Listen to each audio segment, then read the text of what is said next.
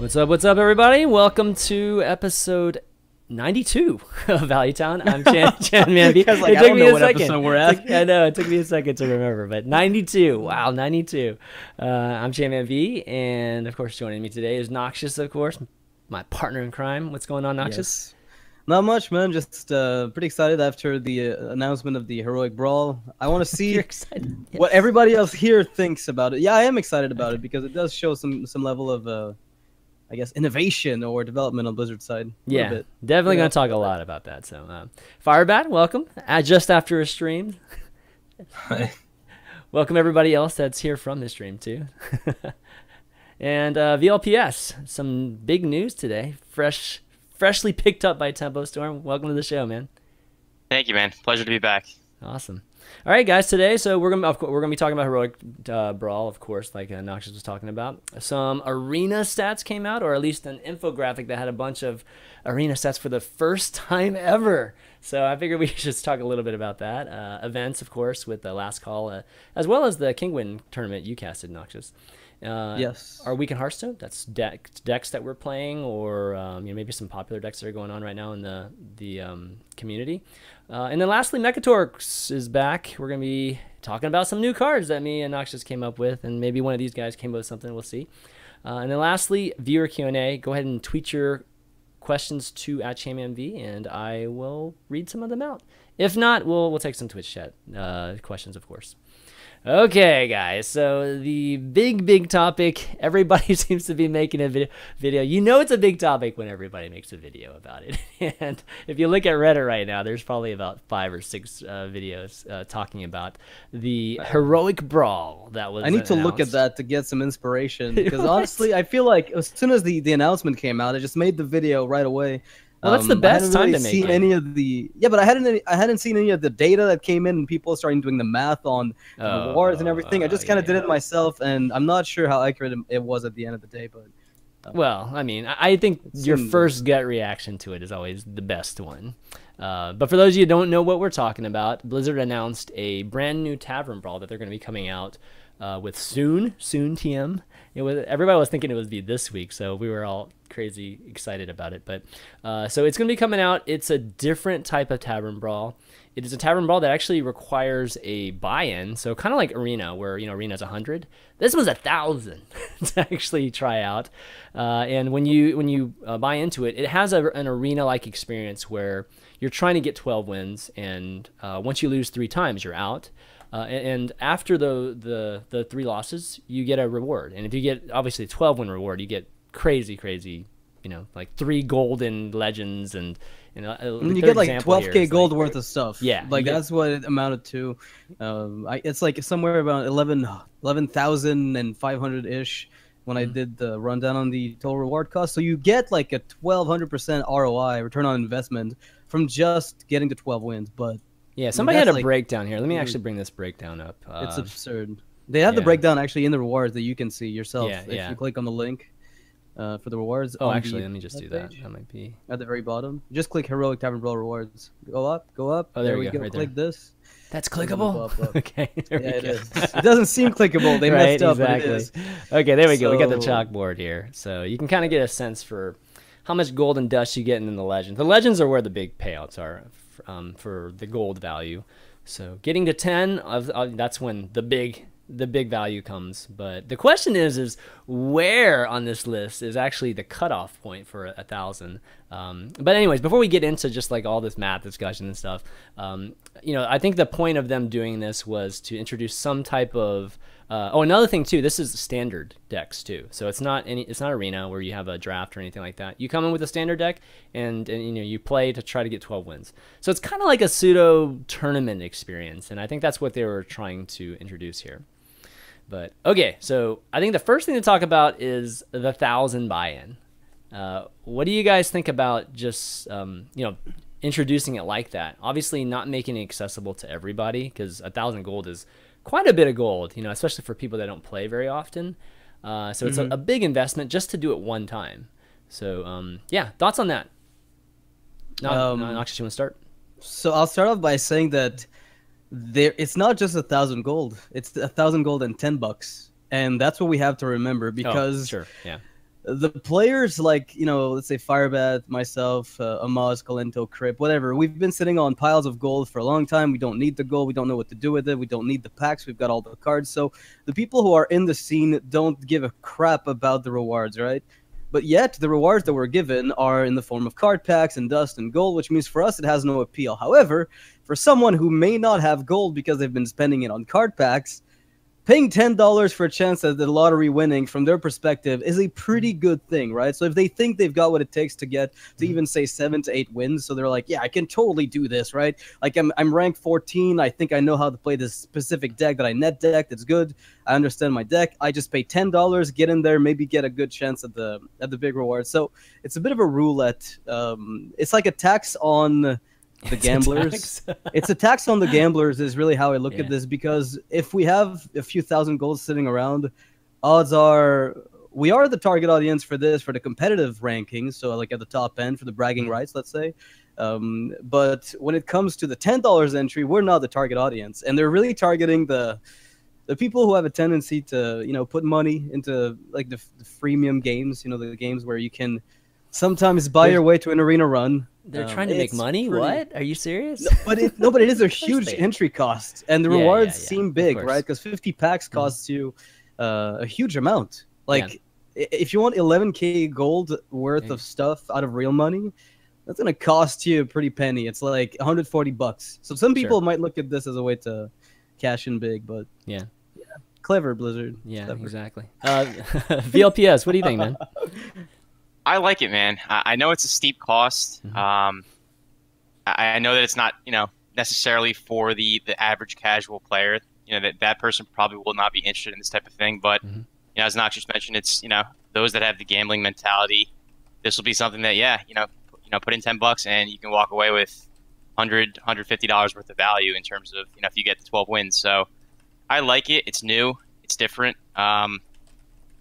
Once upon a time, I've been playing this game for a while now. We only had arena and ranked mode, and not that long no one ago. complained back then. And now all of a sudden, like they start introducing brawls and heroic brawls, and now people are complaining for like new content that we previously never even had. So I don't know. I'll say this much. I love this community, and I love the the pro player base, just the Reddit community as well. But I will say that lately it's just been a little bit too complaint oriented for my liking, and I don't want that to discourage Team 5 from trying out new things like this and bringing in new concepts for different groups of players within the community. So hopefully they realize that there's there's a bunch of us that still support things like this and new competitive modes. So I like it personally.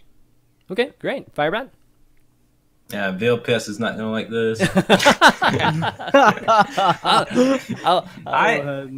I don't think it's new content. This is recycled old content. They took the content of Arena, the Arena system, and then just jammed constructed into it. And if this is their tournament mode, and because you said it's kind of like a tournament, but it's not at all. You have one deck the entire time. There's no lineups.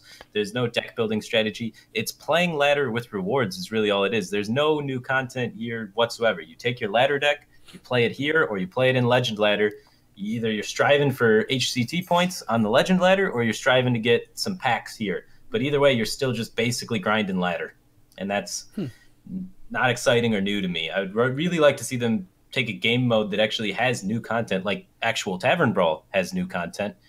Heroic Tavern Brawl is literally just Legend Ladder for people.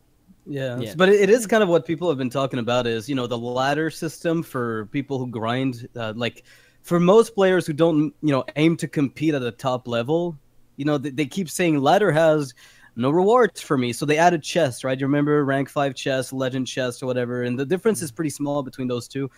So people have been asking Blizzard to give them rewards for playing real decks in Standard, and Blizzard is obliging by adding those chests, and then people say, well, that's not enough. It's still not incentive enough for me to give a shit. And they say, well, now you can play Standard in the Arena system, but we're also raking in a huge chunk of what you put in and kind of siphoning some of the currency out of the virtual economy, which is interesting because I did not anticipate Blizzard would try a one deck. I'm not surprised about the one deck tournament mode.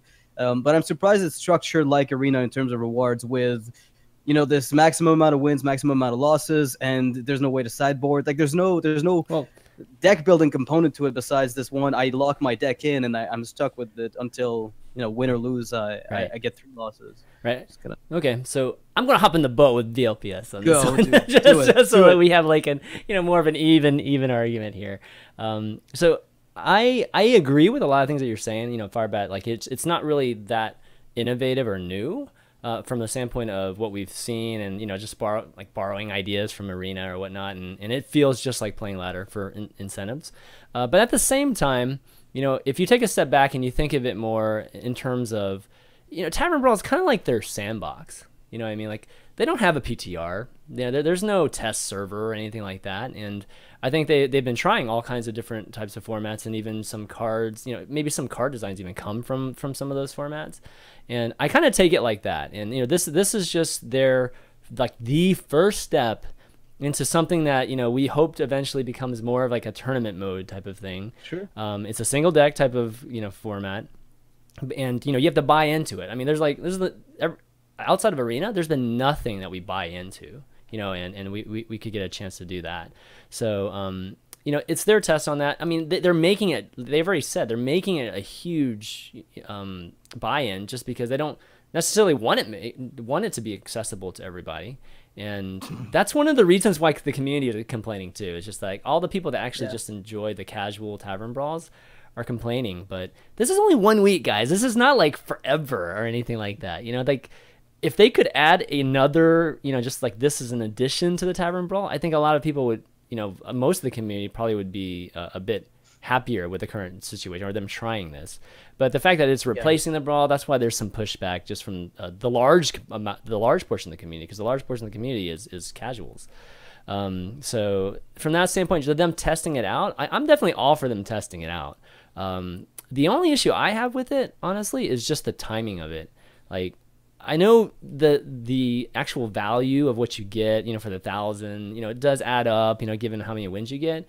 But I just feel like it would make so much more sense if it was timed when an expansion came out, like around the same time. So all these packs, so if I get like 8 packs, that feels so much better than getting like 8 packs of dust. You know what I mean? Where the cards are dusted for a quarter of the value, right? Just like the normal value. So I think that would actually be received a little bit better. Not for Firebat, of course, with his problems with it. But and if this is what becomes tournament mode, if it's not just a test and they're just like, tournament mode, guys, this is it, then I'm going to be extremely pissed. But if this is a test and they're developing tournament mode, I'll be very happy. Surely but they're not transparent with that at all. We just cross your fingers. I hope so. But it must the reason why there's community lashback is because they don't tell the community the direction they're going with anything. They're just like, this is our product. All right, we're going to go back into the shadows, guys. Peace. And then just leave. Like, if they told us, hey, this is a test, we're using this to help us develop tournament mode, people would be like, wow, we're looking forward to the future. This is going to be great. This is awesome. Run your tests. I support you fully. And I think that's one of the biggest reasons for the community lashback, is that they just don't say anything about this. And I personally feel like it's going to be a long time before we get to tournament mode. Oh, for sure. Yeah, me too. Based on this, it feels like forever away. And you know, this is what I alluded to a while back, where I just wish Blizzard would be more transparent with what they're developing. Like, I don't need them to tell me we're developing, you know, a shaman card that prevents spells from killing your totems. Like, I'm not interested in that. But I'd rather just know what it is they're working on in more clear ways than here's a Tavern Brawl. You know, like, you remember the Tavern Brawl where they had, you know, you get to pick a buff for Death Rattles, Battle Cries, yeah, that was great. Murlocs, that or whatever. was actually cool. But, I mean, it was great, but here's the thing. We don't know what the fuck they were testing. Like, we still have no idea if that was a long-term... We assume it had something to do with testing. I mean, they did mention they tested stuff in Tavern Brawl, but, like, this tournament mode, for instance, like, if they're not going to add like an actual client that's beyond just locking in one deck, it's going to be a little bit of a bummer. And I mean, just the reward structure too, really, like Firebat, 85% win rate. Does that sound realistic to you? Okay, so let's talk about the math. So what's the math of breaking even on this thing? 5 wins is where you get you're 40 gold above your investment, assuming you value gold and dust equally, which if you want packs, you probably do. If you're even remotely interested in packs, then you value dust equal to gold, I assume. And that's basically 1 for 1. So you get 240 I mean, at 5 wins, you get 440 total in terms of dust and gold, and then 6 packs. So you get 600 gold in packs and 440 This of is the miscellaneous. math. This is the math lesson right here. But it's true. You get about 1,000-ish rewards at 5 wins. So you break even and a little bit of a bonus at 62.5% win rate. If you were to maintain a 62.5% win rate on ladder, you'd be going to BlizzCon this year. I mean, I'm exaggerating a bit. You need a high roll towards the end. You But usually need to be around like 68%. 68%. But the point is, like, 62.5 is the baseline break-even point. So just compute how much gold is disappearing, right? So the distribution of it is basically everybody gets fucked, aside from a minority. You should probably be playing against top-level pros, right? And so all the way through. Well, I think what will happen is, like, the very first day, you'll still have some elements of, like arena-like experience where, like, maybe the first few couple wins are not necessarily against, just the top legend players or anything like that. But as each day goes on, like, your first match is probably going to be against somebody good as the week goes on, because less and less people will be playing it, except for the top players that have gold. If we look at win rates of, like, the top players in tournaments, like top-level tournament players against other top-level tournament players, the best tournament players in the entire world usually have about 62-63% win rate. But that's matchmaking, like, with that's against other tournament players, in real tournaments. Yeah, so their that's winning percentage will be higher. So best of fives is a little bit different than best of ones. The better player does not win as consistently in best of ones instead of best of fives. So all of those players against players of equal caliber will all have even lower win rate. So if there's high-level tournament players playing in it, and that's a majority of what you face, which probably isn't going to be true. It's probably still just going to be high-level ladder players, though. Yeah. Then it's going to be very difficult to turn a profit at all. I think you underestimate the amount of feeding that's going to be happening there, because one of the big appeals of cash sinks in games in general, no matter which game you look at where you can buy, like, in-game access to a tournament, like Magic the Gathering, right? You go into a sealed or draft in Magic the Gathering, like, most people participating in it are just, they're not even experienced enough to make the right call. So there's a good chance that, even though we're assuming that there's going to be a high roll entry, 1,000 gold is a big barrier, $10 is going to be a big chunk of the players will actually be spending real money on this. There's a difference. There's a difference between that and what we're talking here, because a lot of those type of cash sinks, and in the mobile market, right? I've actually had a lot of experience in the mobile market. Like, when you're buying into those type of things and it's like a lottery feel to it, you have a reasonable chance of winning. Where here it is skill based. Like, we can make all our jokes about RNG, but it is still skill based here. And if you're not a great player, you're not going to do well, like, in this thing. I'm not saying they're going to do well. I'm telling you there's going to be a lot of feeding at the bottom. What about rank 10? What about rank 10? There's no way. I mean, rank 10. There's no rank 10s, but a rank 5 with any standard meta deck could high roll this. They could have their 55% win rate and just get there. Maybe. VLPS, thoughts on just, like, I guess. I mean, like, what's the so, I mean, I think it's fine, like, breaking even around 5 or 6. I mean, if they made it, like 3, like, going 50-50, like, you make your money back. I don't know, like, that would. I feel like there has to be some type of, there has to be a performance level that, getting like a 55% win rate is where you would break even. You know what I mean? They're not going to make it, 3 and 3 gives you gold or gives you a profit. So where would the break even point be in that case? Well, it would have to be at least 4. Like, it would have to be 4 wins if you want to make it 55%. Because if you're looking at, like, arena, honestly, you could go 2 wins once and 3 wins the second time, and you'd usually get as much as you expended. So if you have, like, a slightly below 50% win rate in arena, at least you get 150 gold back on average at the end of the day. You don't get more than that, but you'll break even a lot earlier. In this case, it's a lot more competitive because the rewards are distributed to the top more so than the bottom, which is good for competitive play. But it also means that, a 62.5% win rate is still a huge. It's good. It's definitely leap. Good. Yeah, it's just really good. It's a huge leap from. I mean, if we're assuming a meta game where everybody's net decking, like top tier decks, that just seems really difficult to manage. Good. Yeah, Firebat, you're gonna say something? I mean, I really don't care about the resource or, like, the reward system. Like, most people do. The cards. Most people do. I think it's pretty cool to get 12 wins and have it be super epic. So making it super hard makes it challenging, which makes it exciting. And when you don't care about the rewards and you just care about the prestige of the rank, because making it so difficult does make the rank pretty prestigious, which I think is entertaining and fun. It's awesome. But, so you prefer to just get some title instead of like actual rewards, like in packs and stuff. Like a badass, you got 12 wins in this game mode card back sort of thing, or something like that. Okay, something like that. Oh my god, what I would enjoy, but I think the average player is gonna find these like this game mode very daunting and it's not for the average. That's the thing. I mean, like, I'm talking about like an average legend player is not going to be able to get 12 wins with any sort of consistency. It's going to be like below 1% that they get to 12 wins. Yeah, and that was the intent. I mean, they've come out and even said it, right? That was the intention of it. Is just really just to try this out and make this kind of a, a big, big buyout, maybe cool streaming experience, that sort of thing, right? It will be a cool streaming experience, and I'll enjoy it for that. So I think the game mode's fine. I just think it could have been better.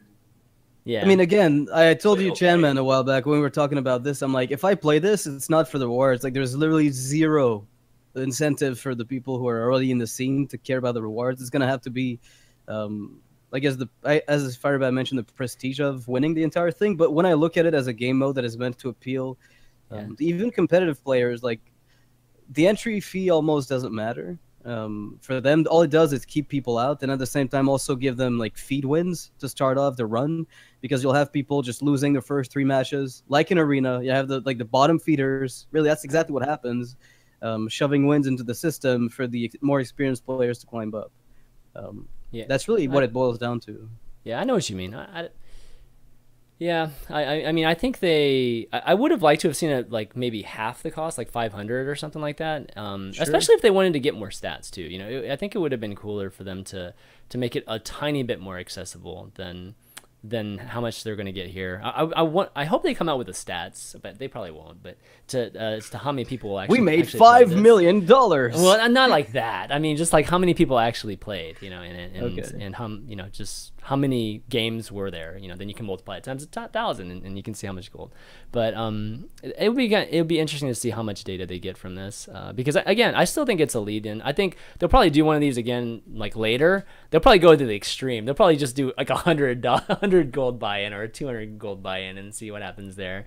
I wouldn't be surprised if they eventually do that. But that would be pretty cool. Honestly, 150 gold entry fee for an arena-like system like this, I think would be okay. Like people who play ladder might actually just play this for the 12-win runs the same way they would play the 1,000 gold one. Like if you're going for 12 wins anyway, and your goal is to get the 85% win rate, the entry fee as a top-tier player just almost is irrelevant, because all it does is prevent you from replaying, right? Like the fact that you can't go infinite at 1,000 gold makes it a bit more of a pain because it's longer to grind. That's really just it, though.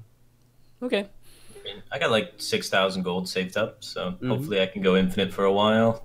I think you have a limited amount of runs, they said. I've got like... Oh, really? Yeah, it's not you only have 5. No. There's a limited amount of runs you can do that week when it comes out. It's 5, I think, or something like that. Yeah. It doesn't say. Yeah. I don't think they mentioned it, but it's probably going to be like 3 to 5. Oh, I thought somebody said 5, but okay. Why? I don't know why, but... Because if you get 12 wins, take my money, damn it! They want to control the gambling, all right? Put a cap on the gambling in Hearthstone. It's bad. Yeah. I mean, I have like 10,000 gold or something, but I'm still contemplating whether I want to do it or not. I'll probably at least do it once just to try it out. But I'm gonna be playing like you guys in the first freaking 3. Honestly, first game, Firebat. Like second game, VLPS. The people this will appeal to, I think, are just the people who like Hearthstone competitively, but just never really get to play the game long enough to achieve like crazy ranks. Yeah. I think that's just it. It's like good players that just don't have time, and they'll just go in here, either pay $10 or 1,000 gold, and see whether or not they've actually got the skill that it takes, and they'll just deplete the amount of runs they have the right to. Say they spend like 5 runs at $10 each. Now that's going to be their expense for the Hearthstone month, and they're going to be pretty happy about it. Of course. I mean, they have to make money too, guys. I mean, so yes, this is a gold reclamation project, or just a feature to it at this siphon, point. And they're gonna take out a lot of gold from the economy, and that's fine. That's how they make money, and we want them to make money, so they'll keep supporting the game. Sure. All right, well, let's move on. So another thing that Blizzard came out with was the Arena team. It came out with an infographic that had a lot of Arena data on it, which we actually don't get a chance to see very much Arena data just generally from the team. So this was actually pretty cool. getting a chance to look at this, and you can see the American region here. They have like a listing of like wins per run, just an average wins per run, and they have obviously 3 people listed at the top here, Crypt being the most obvious one, but Battle Pants, for those you don't know, is actually Hafu. So Hafu and Crypt being top 3. Do you guys know Alum? Any of you guys? No, I know he's Shrekking these two. He's Shrekking these two. That's the Alum, only you need to thing I start know. streaming like right away if you don't even stream. Yeah. Just like advice to him. But yeah, you can see top players by class. Let me actually bring this up. This is like, when you blow it up, it's like enormously huge. Let me see. The players by class have like under 15 runs. All of those are like statistically insignificant. Yeah, 11 runs. It's like, what is it, like 10? I guess 10 minimum to show up on there. Yeah. Well, I mean, we're Probably. talking Should've 11 set the runs of minimum those to at specific least- classes, so they've probably done a lot more with other classes, right? Yeah, but they should have set the minimum runs a little bit higher. Yeah, it should have been way higher than 10. That's you're right. I didn't actually notice that the first time I looked at it. It should have still been like 13 runs with 50 freeze. or The guy's at something, 7.5. That's Okay. still pretty big. that is pretty good. 13 freeze runs when you're going infinite. That is I pretty mean, good, man. Yeah, it's like Priest. I can't Yeah. see these things. Okay, yeah, some of the this guy's other win rate must be. infographics. His name is Archbishop too, which is just making it even better. Yeah, it's hard to. You know he likes God. Priest. What You a know, god. yeah, you definitely know he does. But yeah, you can check out all these images here. Let me link you guys in the chat. But there's some cool Yeah, stuff. It's thanks. like, some of the cards that have been played, a ton, and I like the drafted over thing. Tiny Fins drafted over piloted shredders. We're probably 6 times. Shredders. yeah. The guy's like, I that can't makes see no this thing. sense. It's like tough to Somebody see. was really Let's see. drunk when they were drafting. That's basically a 6,000 count of times. how many people were drunk enough to draft Actually, that it's evening. It's this thing right here. Whoops. Oh man, Okay, linking the right one. Yeah. So, anyways, you can take a look at it. Lots of cool data, and that's insane. they have it for each of the regions too. There's a Europe, Asia, and China one. So check that out. Lots. Like, I hope they do more and more of this kind of stuff. And I wouldn't even mind seeing some of this for standard. That'd be kind of cool. That would be. I know really the cool. I That would know be the good. Chinese server, like NetEase, which is kind of like the Blizzard in China, just due to the regulations there. They do this kind of stuff pretty often, like releasing, info and stats, not only for Arena but for Standard as well. So, yeah, I'd like to see more of this as well myself. For NA and EU.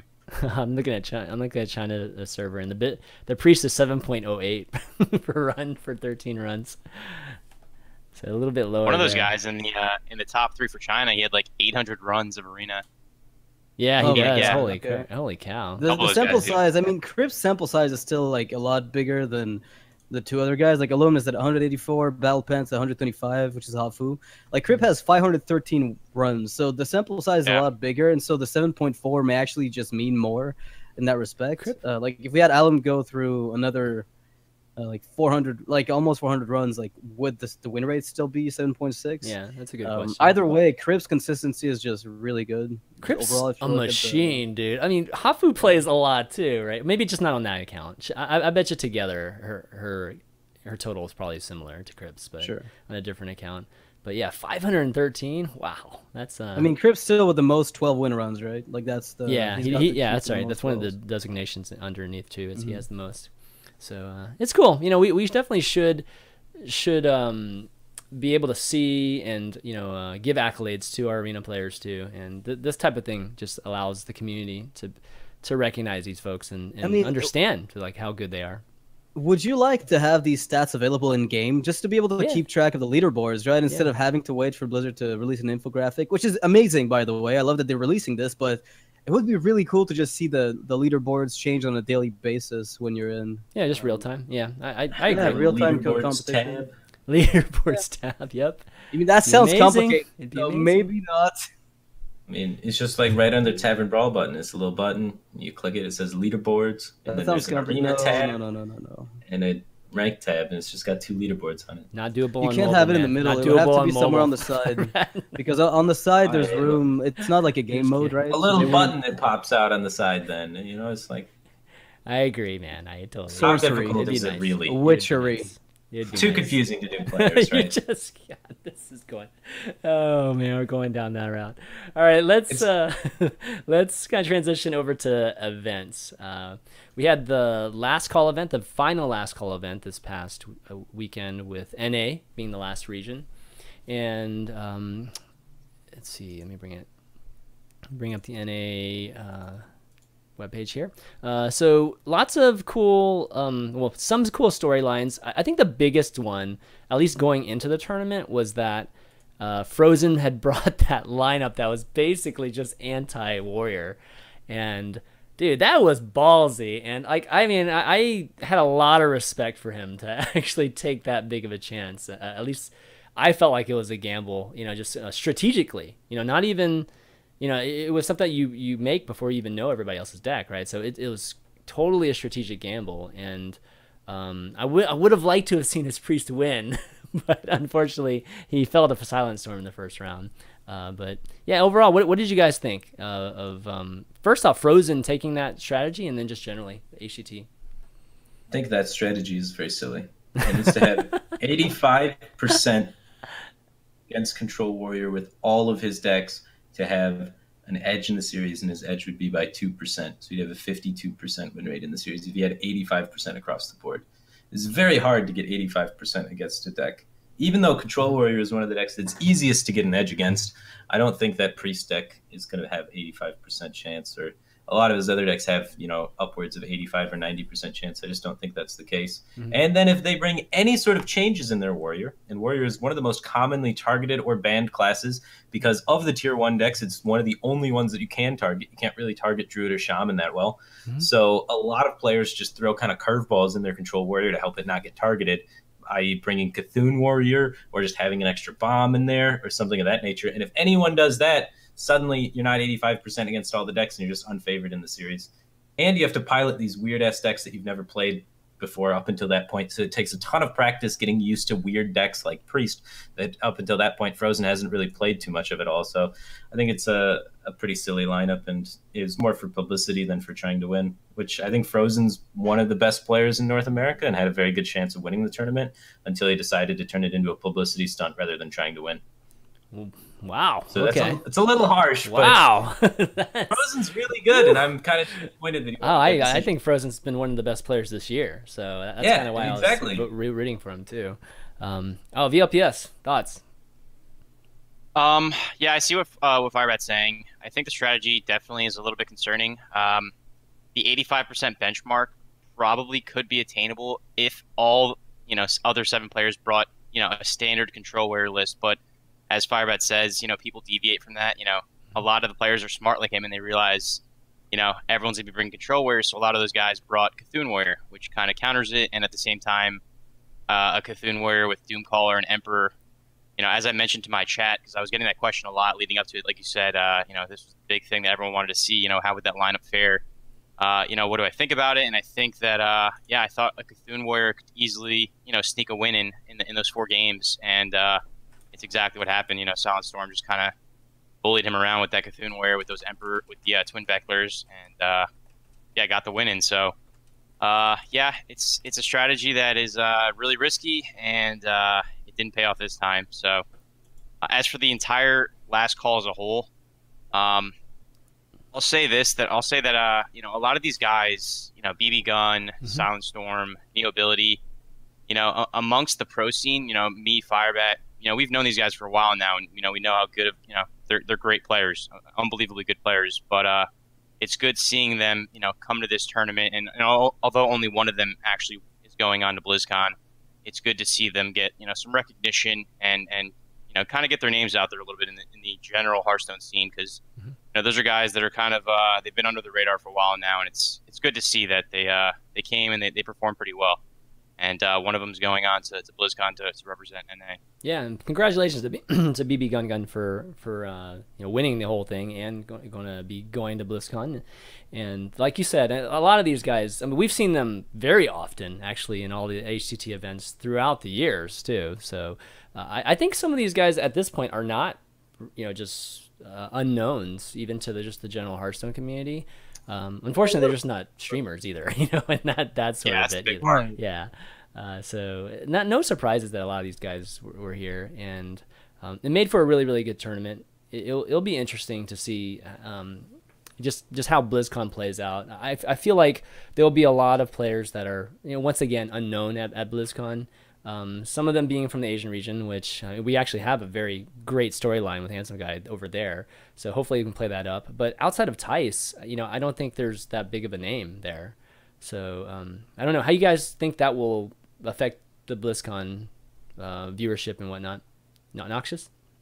Probably not much. I mean, at this point, we've been, like, I'd say for the last year or so, a lot of the tournaments that we've seen have been like these tournaments where we have like a lot of high performing players that don't necessarily have a huge streaming presence come in. So I think people are used to it at this point where, like, I don't know if it has anything to do with the decline in viewership of those tournaments, right? Like Firebat would probably know more about how, like, you'd probably have some input on that because you do think that the viewership has declined and Blizzard hasn't really helped in that regard. But do you think it has anything to do with the names not being there? Because I don't really see it. Like, I'm still used to this kind of tournament that I don't really care. The biggest problem with the decline in tournament viewership early on, in my opinion, was just how long the breaks were and how frequent the breaks were. And they really cut down on that in a lot of the broadcasts, and the numbers went up when they cut down on that. So it's not the names then.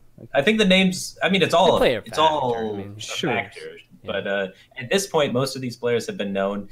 And then also, BlizzCon's just BlizzCon. It has the title. You're going to get pretty much the max viewership possible from the Hearthstone scene just by the nature of it being BlizzCon. Like, if you're a Hearthstone player, you're probably interested in checking out BlizzCon regardless of who's in it. And by the nature of them qualifying to BlizzCon, all of these players have made a name for themselves. They have some amount of name recognition now. Yeah. You know, there's a decent following behind a lot of these players. And I think the casters did a really good job too of like presenting, for instance, New Ability or Noblord or Nostum. It's like these names people have heard, but they don't necessarily know too much about them and how much they really participate in the whole pro scene. I think the casters knowing about them really helps.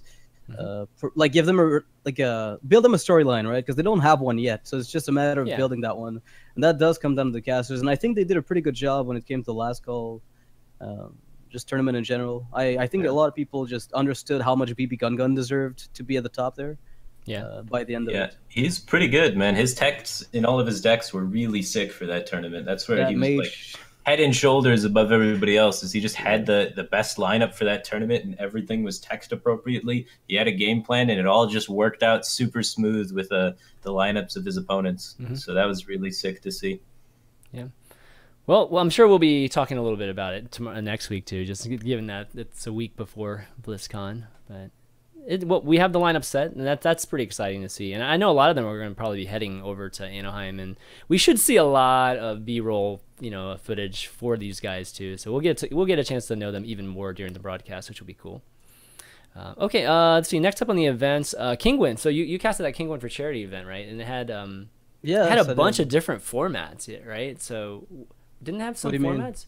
I thought that it was a gauntlet of stuff, right? Or no? Was it just a No, not at all. It was actually just I mean, it was a single elimination tournament, so like best of 5. The goal of it was really the charity thing, right? Yeah. And funny enough, of all the 16 people invited, the top 3 were Life Coach, then Ties, then RDU. Oh, so that's right. That's right. The top 3 was all G2. Then Orange finished in 4th place. So it was actually a pretty interesting event. RDU, of course, getting the shitty end of the stick again. Ends up 3rd place with all his teammates. He's just like, you know what? I can't do anything. This is not working out. But it was still a really cool event. To see G2 just performed that well, honestly, was pretty cool. Plus, we got well over the goal of the entire fundraiser. So again, it was trying to raise what, 5K? I think you raised over 5K. Yeah, they were trying to get 5K, and we started off like 1,000 and some, and then we reached 5.5, and the top 4 would donate 10% of their winnings. So we ended up at like 6K over the weekend as a fundraiser, which I think is pretty awesome. No, that is great, man. Yeah, that's definitely awesome. Okay, G2's been absolutely killing it this year, last year, ever since they've been around. They're like one of the only teams that has players that actually get together, talk about the game, and practice together. And surprisingly, I guess that works. And they I guess that works. Sometimes, right? No, but it's cool that they win too. I mean, they actually perform at tournaments too. So that's the big thing. Like, we've had teams before that do get together, but they just don't get those big wins, and G2 has just been stringing them for a long time now, which is pretty crazy. I mean, 3 guys in the top 4 of us. I mean, this is absurd. Like, I can't even. This is ridiculous. Yeah, this is ridiculous. Insane. Definitely insane. Okay, well, moving on. There is one bit of news I did forget to touch on the news section, which is our guest VLPS being picked up by Tempo Storm. Definitely a big news for you. So, thoughts on that, VLPS? Oh man, I'm super happy, man. Yeah, I've been in talks with them for about a month now, and I've been a fan of Tempo Storm for a long time now, way longer than that. So it's been good seeing them branch out from Hearthstone to other esports and kind of have a lot of success in the esports industry. So super happy to join the Hearthstone division and hopefully continue that success as well. Awesome, man. Yeah, definitely good luck to you, and I think you're gonna have a good time. I think getting a chance to work with those guys, it was definitely fun. Okay.